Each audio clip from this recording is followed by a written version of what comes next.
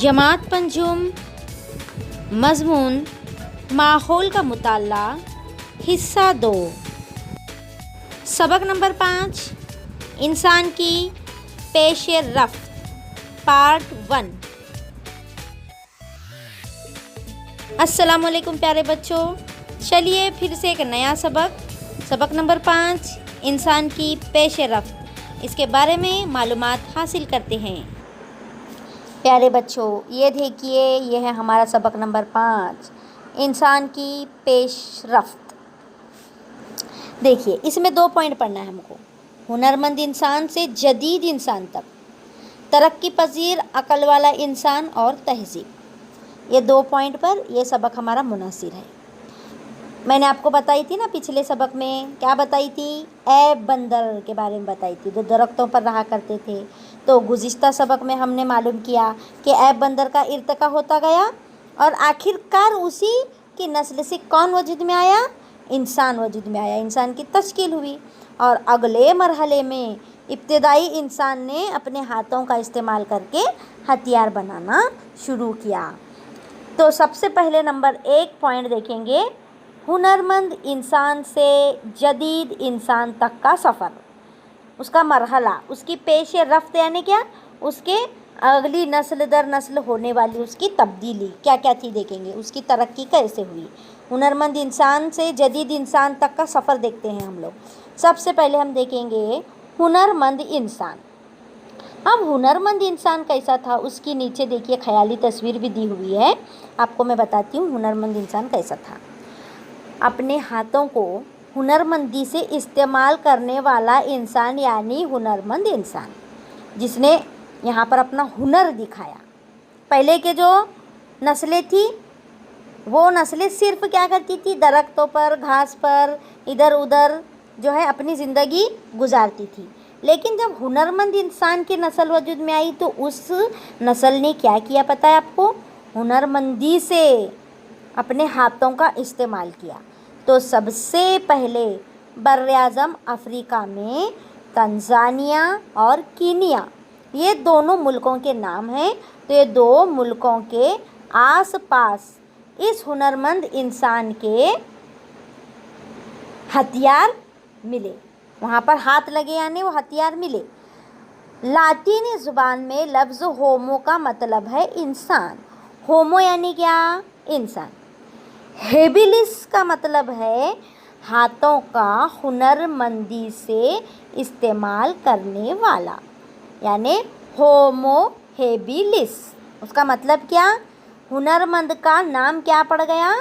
होमो habilis. होमो यानी इंसान, habilis यानी हाथों का इस्तेमाल करने वाला, वो भी किस तरह से? हुनरमंदी से। हुनरमंद इंसान दोनों पैरों पर खड़ा होकर चल सकता था, लेकिन इसकी रीढ़ की हड्डी बिल्कुल सीधी नहीं थी, इसमें मामूली सा खम था। खम यानी थोड़ा सा झुका हुआ था वो इंसान, पूरी तरह से टाइट नहीं था हमारी तरह, बल्कि थोड़ा सा बेंड था, झुका हुआ था, उसमें मामूली सा खम था उसकी रीढ़ की हड्डी में। इस इंसान का दिमाग जसामत में ऐप बंदर से बड़ा था, लेकिन इसके चेहरे और हाथों की खुसूसियत कुछ हद तक ऐप बंदर जैसी ही थी। समझ रहे हैं? ऐप बंदर कैसे थे? जो अपने 4 पैरों पर चलते थे। लेकिन हुनरमंद इंसान कैसा था? ऐप बंदर से थोड़ा हटकर, यानी उसका दिमाग भी ऐप बंदर से बड़ा था, लेकिन उसके हाथ और पैर या चेहरा जो था वो थोड़ा बहुत ऐप बंदर से मिलता जुलता था। तो हुनरमंद इंसान ने क्या किए? हथियार बनाए, पत्थरों के हथियार। ये देखिए यहाँ पर तस्वीर में ये हुनरमंद इंसान की ख्याली तस्वीर है, और यहाँ पर जो साइड में उसके हुनरमंद इंसान के तोड़ने के लिए बनाए हुए पत्थर के हथियार हैं। हथियार भी कौन से हैं? ये पत्थर के हथियार हैं। देखिए हुनरमंद इंसान है, 2 पैरों पर चलता हुआ है और थोड़ा सा झुका हुआ है, यानी उसके रीढ़ की हड्डी में थोड़ा सा खम है इसलिए। तो हुनरमंद इंसान ने पत्थर के हथियार बनाए। इसके बनाए हुए हथियार बड़े जानवरों के शिकार के लिए कारआमद न थे। इसने जो हथियार बनाए थे वो छोटे छोटे जानवरों का उससे शिकार कर सकता था, लेकिन बड़े बड़े जानवरों का शिकार करना इन हथियारों से काफ़ी नहीं था। तो इन हथियारों का इस्तेमाल वो क्या करने लगा, फिर जिनका शिकार किया हुआ है उसके गोश्त को खुरचने के लिए और हड्डी को फोड़कर इसके अंदर का गूदा हासिल करने के लिए वो इन छोटे छोटे हथियारों का इस्तेमाल कर सकता था। इसलिए अंदाज़ा होता है कि वो दूसरे जानवरों के शिकार का बचा हुआ गोश्त खाता होगा, छोटे परिंदों का शिकार करता होगा, अपने खाने के लिए परिंदों के अंडे, फल, कंद, जड़ें जमा करता होगा। ऐसे ही साइंसदानों का ख्याल है, क्योंकि ये जो हुनरमंद इंसान था उसके पास छोटे हथियार थे, इसलिए साइंसदानों ने अंदाज़ा लगाया कि शायद ये इंसान बड़े जानवरों को शिकार नहीं करता होगा, बल्कि छोटे छोटे जानवरों का शिकार करता होगा, और जो भी उसके आसपास फल, जड़ें मिलती होंगी या परिंदों के अंडे मिलते होंगे उस पर वो गुजारा कर लेता था। उसके आगे की नस्ल आई सीधी पुश्त वाला इंसान। बच्चों, आपको हुनरमंद इंसान का दूसरा नाम क्या याद रखना है? Homo habilis. क्या याद रखेंगे? Homo habilis. अब पढ़ेंगे हम सीधी पुश्त वाला इंसान। इंसान के इर्तिका में, उसकी तरक्की की मंजिल में अगला मरहला, अगला स्टेप, अगली सीढ़ी कौन सी आई? सीधी पुश्त वाला इंसान, जिसका नाम है इरिक्टस। क्या कहेंगे इसको? इरिक्टस। इरिक्टस का मतलब है सीधा खड़ा होने वाला इंसान। जैसे होमो हेबिलिस का मतलब था हुनरमंद इंसान, उसी तरह सीधा खड़ा रहने वाले इंसान को क्या नाम दिया गया? इरिक्टस। इसलिए इसे होमो इरिक्टस के नाम से याद किया जाता है। देखिए, एक हो गया ऊपर होमो हेबिलिस, दूसरा आ गया अब होमो इरिक्टस, यानी सीधी पुश्त वाला, सीधा खड़े रहने वाला इंसान। अब ये कैसा इंसान था होगा, मत पता है आपको? वो हुनरमंद इंसान से भी ज़्यादा ज़हीन था और ये गिरोह में रहता था। देखिए, ऐब बंदर दरख्तों पर रहते थे, उनके बाद आने वाले घास पर रहने लगे, फिर उस घास की नस्ल से क्या पैदा हुआ? हुनरमंद इंसान पैदा हुआ। उसका दिमाग ऐब बंदर से भी ज़्यादा बड़ा था, फिर उसने पत्थर के हथियार बनाए। उसके बाद आने वाला होमो इरिक्टस यानी सीधी पुश्त वाला, वो उससे भी ज़्यादा ज़हीन था और वो गिरोह में रहता था। हुनरमंद अकेले अकेले रहते थे, लेकिन सीधी पुश्त वाला कैसा था? गिरोह में रहना पसंद करता था, ग्रुप में रहा करता था।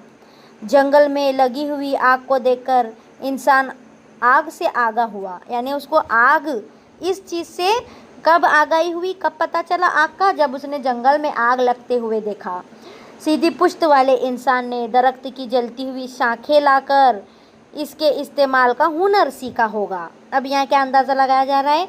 आग लगी इसलिए, आग का इल्म हुआ इसलिए जलती हुई शाखें वो लाया और उसका इस्तेमाल करना सीख गया।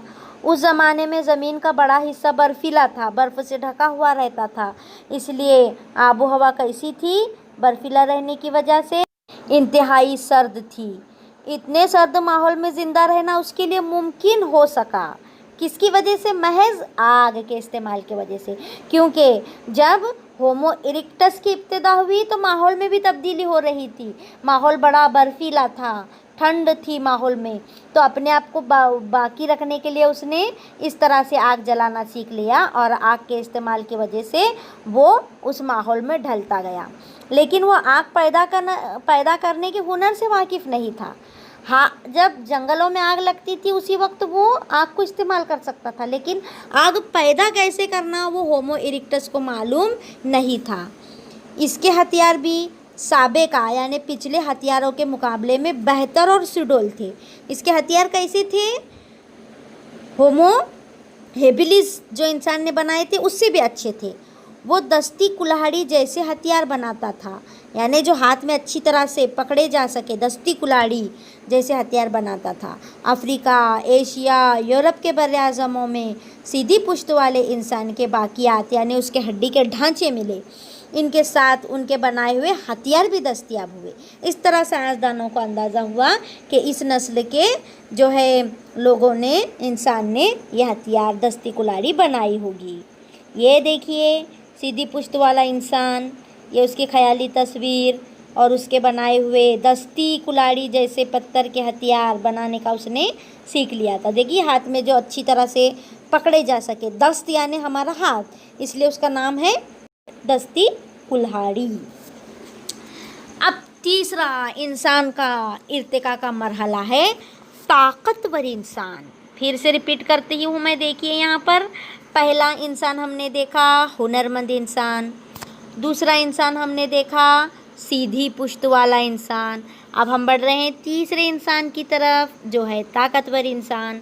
इंसान के इर्तिका में, उसकी तरक्की में बेहतरी हुई और एक नया मरहला वजूद में आया, वो था ताकतवर इंसान।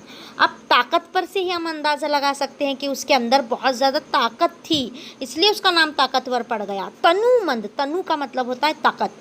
इसके बाकियात सबसे पहले, इसके जो ढांचे, इसके जो है बाकियात कहाँ मिले सबसे पहले? जर्मनी में, मुल्क जर्मनी में निंडरथल नामी इलाके पे दस्तयाब हुए, इसलिए इसे निंडरथल इंसान कहा जाता है। ताकतवर इंसान का नाम, दूसरा नाम क्या है?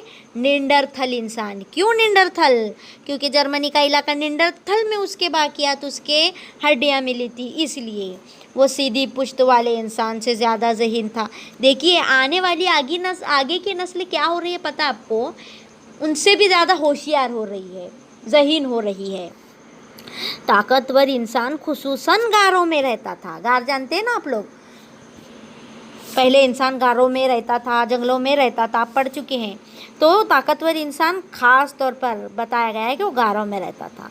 वो गोल पत्थर और पत्थर को तराश कर निकाली गई परतों की मदद से मुख्तलिफ शक्लों के हथियार बनाता था। ये देखिए ताकतवर इंसान को देख रहे हैं आप, किस तरह से एकदम बिल्कुल फिट एंड फाइन दिख रहा है, बहुत ही ताकतवर दिख रहा है ना, बहुत ही मजबूत दिख रहा है। लेकिन इधर वाला अगर आप सीधी तरफ देखेंगे तो उसके मुकाबले में वो ताकतवर नहीं है, सीधी पुश्त वाला। लेकिन ये कैसा है? बहुत ही ताकतवर है। तो वो भी हथियार बनाता था। उन्हें लंबी हड्डियों और लकड़ियों के डांडों पर बिठाकर भाला, कुल्हाड़ी वगैरह हथियार बनाता था। पता है आपको ये क्या करता था? ताकतवर इंसान पत्थर को तराश कर उसकी परतें निकालता था, उसके अंदर लेयर्स दिखते थे, परतें जिसे हम कहेंगे, पत्थरों को तराशता था और फिर उनके हथियार बनाता था और उनको उनके अंदर फिर लंबी लंबी हड्डियाँ, लकड़ियाँ डंडे की तरह बिठाकर भाला टाइप उसको बनाता था। वो बड़े जानवरों का शिकार करता था। देखिए अब उसके अंदर ताकत थी, इसलिए वो क्या करता था? बड़े जानवरों का शिकार करता था। पिछले के नस्लों को अगर हम देखेंगे तो बड़े जानवरों का शिकार नहीं करते थे क्योंकि उनके हथियार भी छोटे थे। चमड़े में लगे हुए गोश्त को खुरच कर निकालने के लिए पत्थर की छीनी का इस्तेमाल करता था, यानी उसने पत्थर की छीनी बनाई थी ताकि चमड़े को गोश्त से अलग कर सके। चमड़े के कपड़े भी इस्तेमाल करता था। वो खुसूसन गोश्त खोर था। ख़ास तौर पर ताकतवर इंसान को गोश्त खोर कहा गया है। वो आग पर अनाज को भून कर भी खाता था। आप देखो, इसको आग जलाना पता चल गया था। हाँ, आग पैदा करने का हुनर उसने सीख लिया था, इसलिए अनाज को, गोश्त को वो भून कर खाता था। सख्त लकड़ी वाली शाखों को रगड़कर या चकमाक पत्थर, आपने देखे हैं चकमाक पत्थर को एक दूसरे पर रगड़ते हैं तो उसमें चिंगारी निकल आती है, तो चकमाक पत्थर को एक के ऊपर एक पटक कर निकलने वाली चिंगारी से आग पैदा करने का हुनर भी ताकतवर इंसान ने सीख लिया। मुमकिन है उसने तख्लीकी हुनर में भी पेशरफ्त की होगी, यानी उसकी अंदर की जो सलाहियतें थी आने वाली नस्लों की धीरे धीरे बढ़ती गई। बाज़ साइंसदानों के ख्याल से वो फौरी ज़रूरत के तहत हलक से आवाज़ें निकालकर अपनी बात दूसरों तक पहुंचाता होगा। यहाँ पर कियास किया जा रहा है, अंदाज़ा लगाया जा रहा है कि शायद वो आवाज़ें निकालना भी सीख गया था। लेकिन यकीन से नहीं कहा जा सकता कि ताकतवर इंसान के पास अपनी बात को अल्फाज के ज़रिए अदा करने वाला कोई लिसानी यानी ज़ुबानी निज़ाम मौजूद था या नहीं। ये हम पक्का नहीं कह सकते कि वो जो ताकतवर इंसान था कि उसके पास अल्फाज थे या नहीं। जिस तरह हम बोलते हैं एक दूसरे को, जैसे मैं भी अल्फाज इस्तेमाल कर रही हूँ, वैसे ताकतवर इंसान नहीं बोल पाता था, शायद इसका पता नहीं है पूरी तरह से। और एक इम्पॉर्टेंट बात देखिए भी ताकतवर इंसान की क्या थी गिरोह के किसी फर्द के मरने पर उसे दफन करते वक्त ताकतवर इंसान मुर्दे के साथ हथियार, जानवरों के सींग जैसी चीज़ें रख देता था। देखिए, दफन करना इसको मालूम हो गया था कि अगर अपने साथी या अपने साथ रहने वालों में से कोई अगर मर जाए तो उसके साथ क्या किया जाए ये उसे पता चल गया था, इसलिए उसने दफन करना सीख लिया था। और दफन करते वक्त क्या करता था, उसके बनाए हुए हथियार उसके साथ रख देता था, क्योंकि उसको ऐसा लगता था शायद उसे ज़रूरत पड़ेगी बाद में, इसलिए वो उसके साथ वो हथियार रख देता था। वो मुर्दा शख्स के जिस्म पर लाल रंग की मिट्टी मल देता था। देखिए, दफन करने के पहले क्या करता था, उसके बदन पर, उसके बॉडी पर लाल रंग की मिट्टी पूरी तरह से मल देता था, लगा देता था, और फिर उसको दफन करते करते उसके साथ में ये हथियार भी रख देता था। तो इन बातों से हमें मालूम होता है कि शायद उस ज़माने में मुर्दों को दफन करने की कोई रस्म मौजूद थी, यानी वो रस्म अदा करता था दफन करने की। ज़माना गुजरने के बाद ताकतवर इंसान के बाज़ गिरोह अफ्रीका से निकलकर बर्र-ए-आज़म यूरोप और एशिया तक पहुँचे। देखिए क्या हुआ फिर, जैसे जैसे उनका ज़माना गुजरता गया उसके बाद जो ताकतवर इंसान आते गए उनमें से कुछ नस्लें कहाँ चली आई, अफ्रीका से निकलकर बर्र-ए-आज़म यूरोप और एशिया तक फैल गई और वहाँ पर रहने लगे। जाहिर है कि उन्हें मुख्तलिफ़ मौसमों का मुकाबला करना पड़ा। ज़िंदा रहने के लिए, अनाज हासिल करने के लिए उन्हें नए नए तरीके इस्तेमाल करने पड़े। इसलिए उनके ज़माने में ज़िंदगी गुजारने के लिए दरकार हथियारों को बनाने, उनके इस्तेमाल के तरीक़ों में इस्लाह हुई। लेकिन ऐसा होने के लिए हज़ारों बरस का उनको ज़माना लग गया, कई बरस लग गए उनको नए नए जो है चीज़ें सीखने के लिए। ताकतवर इंसान के मुकाबले में ज़्यादा तरक्की याफ्ता इंसान को अक्लमंद इंसान का नाम दिया गया। देखिए, ताकतवर इंसान के बाद आने वाली नस्ल कैसी थी, अक्लमंद थी, बहुत अक्लमंद, इसलिए उनका नाम पड़ गया अक्लमंद इंसान, जिसका तारुफ अब हम आगे पढ़ेंगे। ताकतवर इंसान और अक्लमंद इंसान कुछ ज़माने तक यूरोप में एक साथ रहते थे। देखिए, ताकतवर इंसान यानी अक्लमंद इंसान के पहले की नस्ल, उसमें के कुछ बचे हुए और नई नस्ल जो अक्लमंद इंसान की आई हुई है, वो दोनों के ग्रुप एक साथ जो है कहाँ पर रहते थे, यूरोप में रहते थे। लेकिन क्या हुआ, अक्लमंद इंसान के गिरोह से तसादुम यानी झगड़ा, फिर माहौल की तब्दीली से वो एडजस्टमेंट नहीं कर पाए, मुताबिकत नहीं कर पाए। ऐसी वजूहात की बिना पर ताकतवर इंसान का वजूद ख़त्म हो गया। ताकतवर इंसान और अक्लमंद इंसान के बीच में झड़पें हुआ करती थी, झगड़े हुआ करते थे। उसकी वजह से कुछ इंसान मर गए और कुछ माहौल में एडजस्टमेंट नहीं कर पाए ताकतवर इंसान, तो वो भी ख़त्म हो गए। इस तरह ताकतवर इंसान का वजूद ख़त्म होता गया। माहिरीन इस बात को तस्लीम करते हैं, मानते हैं क्या, कार्बन 14 तरीके की बुनियाद पर कहा जाता है कि तकरीबन 30,000 साल पहले ताकतवर इंसान नापैद हो गए थे। हम जानते हैं कार्बन 14 का तरीका, मैंने आपको पिछले सबक में बता चुकी हूँ डिटेल में कार्बन 14 का तरीका क्या है, साइंसदान किस तरह से कार्बन 14 का तरीका इस्तेमाल करते हैं। तो उस कार्बन 14 तरीके के मुताबिक समझ में आ गया कि ताकतवर नस्लें जो हैं पूरी तरह से क्या हो गई, नापैद हो गई, यानी ख़त्म हो गई। अब है अक्लमंद इंसान। अपने से पहले के किसी भी इंसान के मुकाबले में सोचने की, समझने की ज़्यादा सलाहियत मौजूद नहीं थी। तो ये सोचने समझने की सलाहियत किस में आई है भी, अक्लमंद इंसान में, इसीलिए तो उन्हें अक्लमंद इंसान कहा गया। अब अक्लमंद इंसान का दूसरा नाम पड़ गया होमो सिपेंस। क्या याद रखेंगे आप, होमो सिपेंस। समझ रहे हैं क्या बोल रही हूँ मैं आपको, होमो सिपेंस ये अक्लमंद इंसान का नाम है। सिपेंस का मतलब है अक्लमंद, सिपेंस का मतलब अक्लमंद। इसे यूरोप में क्रोमिनान, क्या लफ्ज़ है, क्रोमिनान के नाम से पहचाना जाता है। अक्लमंद इंसान को, होमो सिपेंस को यूरोप के अंदर क्रोमिनान इस लफ्ज़ से, नाम से पहचाना जाता है। अक्लमंद इंसान के बाकियात कहाँ मिले, बर्र-ए-आज़म अफ्रीका, यूरोप, एशिया, यहाँ पर दस्तयाब हुए। वो अपने कामों की ज़रूरत के मुताबिक मुख्तलिफ़ किस्म के हथियार और औजार बनाता था। उस मकसद के लिए वो पत्थर का छोटा सा फल हड्डी या लकड़ी के खांचे में बिठा देता था। फल यानी क्या है यहाँ पर? हथियार। यहाँ फल यानी खाने का फल नहीं, यहाँ पर फल का मतलब क्या है? एक हथियार है जो क्या करता था? हड्डी या लकड़ी के खांचे में उसको बिठा देता था, उस हथियार को। इर्तिका के अमल में अक्लमंद इंसान के उजलात बोलने की सलाहियत पर कुदरत पा चुके थे।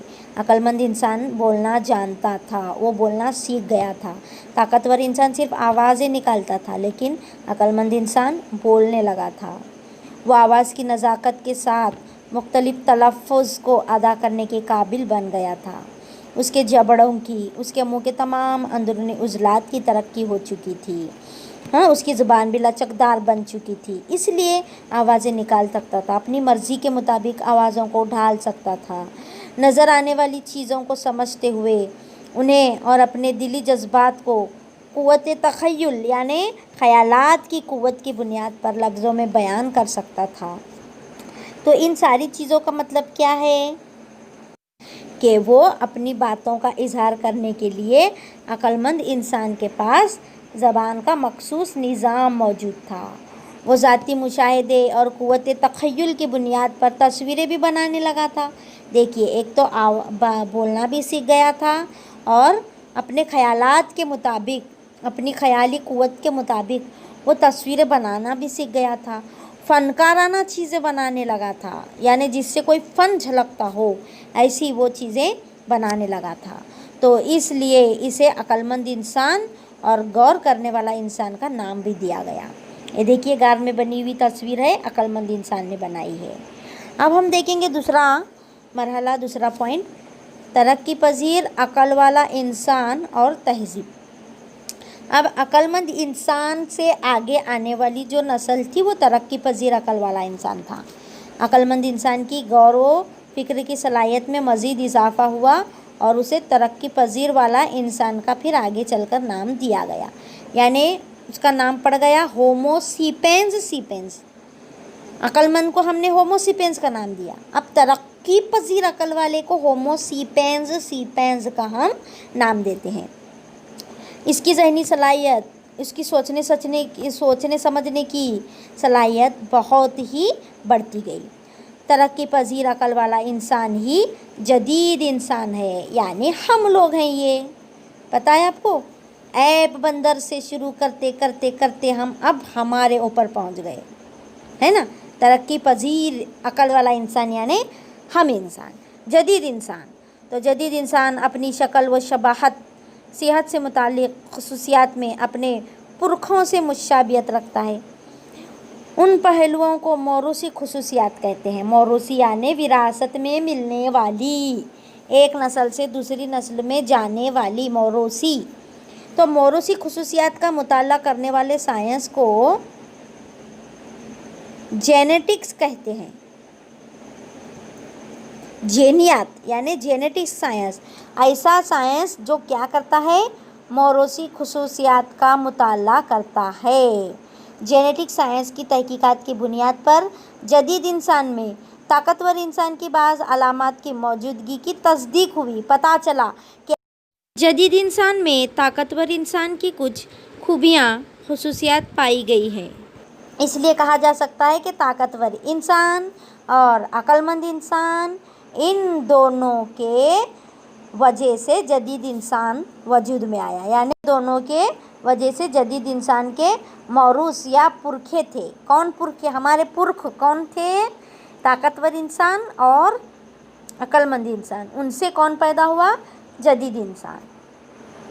तकरीबन 11,000 कब्ल मसीह से, कब्ल मसीह यानी मसीह से पहले का ज़माना, तकरीबन 11,000 कब्ल मसीह से 10,000 कब्ल मसीह के आसपास जदीद इंसान ने मवेशी पालने और काश्तकारी की टेक्निक को बेहतर बनाया। यानी इस इंसान ने क्या सीख लिया? काश्तकारी करना सीख लिया, जानवर पालना सीख लिया। इसके पास तरक्की याफ्ता गौर व फिक्र की सलाहियतें और भी अच्छी हो गई, जिसकी वजह से वो नए नए टेक्निक इस्तेमाल करके उसकी ज़िंदगी में मुसलसिल बेहतरी आती गई और इस तरह वो सुकूनत पजीर ज़िंदगी गुजारने लगा। खेतों में अनाज पैदा करना लगा। अब खेतों की पैदावार की वजह से उसकी ग़िज़ा में नशास्ता आमीज़ अज्जा शामिल हो गए। ऐसी चीज़ें जिसमें नशास्ता मौजूद हो, प्रोटीन जिसे हम कहेंगे, हाँ, विटामिन्स, ऐसी चीज़ें उसकी ज़िंदगी में आ गई, जिसकी वजह से उसकी ग़िज़ा में कार्बन का तनासुब बढ़ गया। तर्ज़ ज़िंदगी यानी ज़िंदगी गुजारने का जो उसका तरीका था और ग़िज़ाई आदतों के अंदर तब्दीली आई। आहिस्ता आहिस्ता उसकी भारी भरकम जसामत बदल गई। हम देखे थे ताकतवर इंसान कैसा भारी भरकम था, और आज का इंसान जो जदीद इंसान है उसकी जसामत में तब्दीली आ गई, चेहरे में तब्दीली आ गई। जदीद इंसान को तरक्की पजीर वाला, अक़ल वाला इंसान नाम दिया गया। तरक्की पजीर अक़ल वाला इंसान, ये नाम उसकी जिस्मानी सलाहियतों की बनिस्बत अक़ल की वजह से दिया गया उसको। उसकी अक़ल, उसकी तहज़ीब, उसकी वजह से दिया गया। ग़िज़ा हासिल करना बुनियादी ज़रूरत है जिसे हर जानदार पूरी कर लेता है, लेकिन जदीद इंसान सिर्फ इतने पर ही मुतमईन नहीं होता। उसे खाली सिर्फ खाना ही नहीं चाहिए, बल्कि वो अपनी हुनरमंदी से नई नई चीज़ें बनाता है, अपने तख़य्युलात से, अपने ख़यालात से, अपनी ज़हनी इस्तेदाद से, उसकी सलाहियतों का पूरा पूरा इस्तेमाल करके अपने आप को खुशहाल बनाने की वो कोशिश करता है। सिर्फ पेट के लिए खाना ही तलाश करता है क्या? नहीं। पहले का इंसान खाली सिर्फ क्या करता था? खाने के लिए जो है ग़िज़ा की तलाश में भटकता रहता था। लेकिन जो तरक्की पजीर अक़ल वाला इंसान है उसकी बुनियादी ज़रूरत तो खाना है ही, खाने के अलावा भी क्या क्या करता है? ये सारे फ़न, हुनर या चीज़ें वो हुनरमंदी के साथ इस्तेमाल करता भी है और अपने आप को खुशहाल बनाने की कोशिश करता है, जिसकी वजह से इंसानी तहज़ीब ज़हूर में आई और वो फ़रोग़ पाती गई, यानी उसकी तरक्की होती गई। मवेशी पालने और खेती बाड़ी की इब्तिदा होने की वजह से उसने बहुत सारी टेक्निक का इस्तेमाल किया और उसमें बेहतरी लाई। इंसानुमा बंदर से शुरू होने वाली इंसान की कहानी तारीख़ी पेशरफ्त को मुख्तलिफ़ मराहिल में तक़सीम किया गया है। तो इस तरह से हम आने वाले आइंदा असबाक़ में इन मराहिल की बुनियाद पर इंसानी तहज़ीब के मुख्तलिफ़ पहलुओं पर गौर करेंगे। यहाँ तक आपको इतना याद रखना है कि ऐब बंदर से इंसान की इब्तिदा हुई। ऐब बंदर के बाद आने वाली जो नस्ल थी, कौन थी सबसे पहले? हुनरमंद इंसान। कौन थे? हुनरमंद इंसान।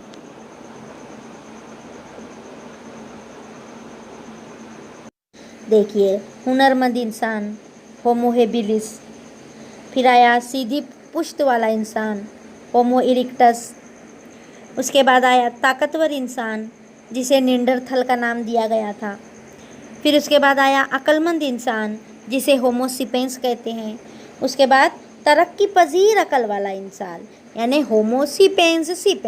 इस तरह 5 टाइप के इंसान, 5 टाइप के जो है इंसान की मैंने आपको किस्में बताई, उनके विरासत मैंने आपको बताई। तो ये आपको अच्छी तरह से ध्यान में रखना है। नेक्स्ट वीडियो में आपको इसके सवालात के जवाबात मिलेंगे।